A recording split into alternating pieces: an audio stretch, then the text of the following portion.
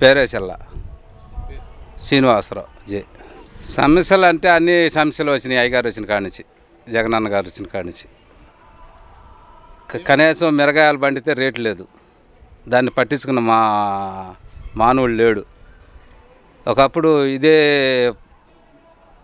ఇబ్బందులు కాసి రేటు మిరగాయలు కాసి రేట్లు తక్కువగా ఉంటే చంద్రబాబు గారు 700 పెట్టి మార్కెట్లు 6 రోజులు ఎప్పుడో 15-20 సంవత్సరాల నాడే ఆయన కొనుగోలు చేసి అందరికీ ప్రతి ఒక్కళ్ళకి వడ్డేశాడు. ఈ అయ్యగారు ఉన్నాడంటే ఇంత మట్టిగా రైతులు మిరగాయల పరిస్థితి ఏందో తెలియదు.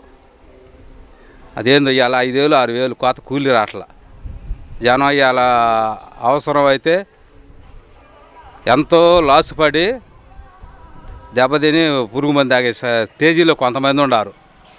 కాకపోతే ఏంటంటే ఈ అయ్యగారు కోసం ఈ 2 నెలలు ఎదురు చూస్తున్నారు కొంతమంది. రైతు భరోసా ఎంత అండి? ఆయన ఇచ్చే 2,000 ఇస్తే ఎంత దేనికి వచ్చాను? ఆ రైతు భరోసా 2,000 ఇస్తున్నారు. ఒక కింటా మిరగాయలు కోస్తే 5,000 అవుతుంది ఖర్చు. ఓ 50 కేజీలు మిరగాయలు కోసిన దానికి వస్తాయి. అంత తప్పితే దేనికి వస్తాయి? ఆయన ఇచ్చే 2,000.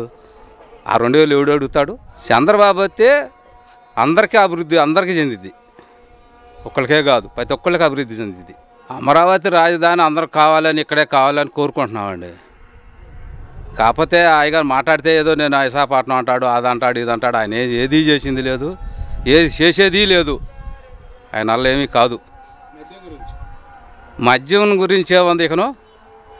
ఇక తప్పదు. ఏదంటే మేము పురుగు మందు చీలకు కొడితే అట్టుందో పని చేసినా చేయకపోయినా ఆడ ముందు తాగితే కూడా అట్నే ఉంది జనం పరిస్థితి. సత్య సావటం, బతికితే బతకటం, అది ఆ ప్రదేశంలో ఉంది అయ్యగారు. ఐదంటే ఏదో ప్రతి ఒక్కళ్ళని మీరు పోయి ఇంటికి పోయి చెప్పండి, అడగండి. ఏం చెబుతారు వచ్చిన వాళ్ళు? ఏమొస్తారు, ఏం అడుగుతారు ఇంటికి వచ్చి?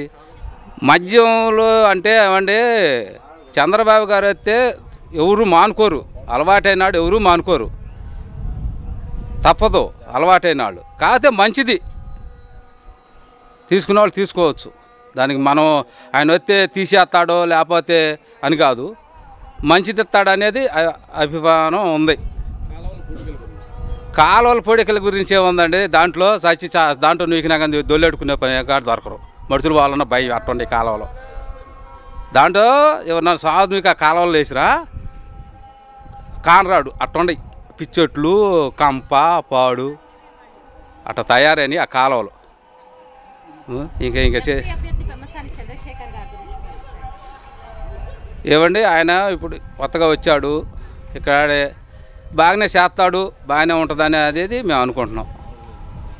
అది ఎందుకు అనుకుంటున్నారంటే మరి ఆయన మాట్లాడే వాక్శుద్ధిలో మాకు అట్ట అనిపిస్తుంది. చేస్తాడు అనేది నమ్మకం అనేది ఒకటి అనిపిస్తుంది. సరే చేయలేదు అనుకో ఆయన కాదు, తర్వాత ఆయన కాడ ఆయన పరిస్థితి అంతే ఉంటుందిగా ఎవరిదైనా. ఇప్పుడు అందరూ ఒకసారి 5 సంవత్సరాలతోటి ఈయన 100 సంవత్సరాలు ఉండడుగా. చేయలేదనుకో ఆయన ఇప్పుడు ఉన్న ఆయన పరిస్థితి అట్టుందో ఆయన పరిస్థితి అంతే ఉంటుంది. చేయాలి, చేస్తాడని ఉంది.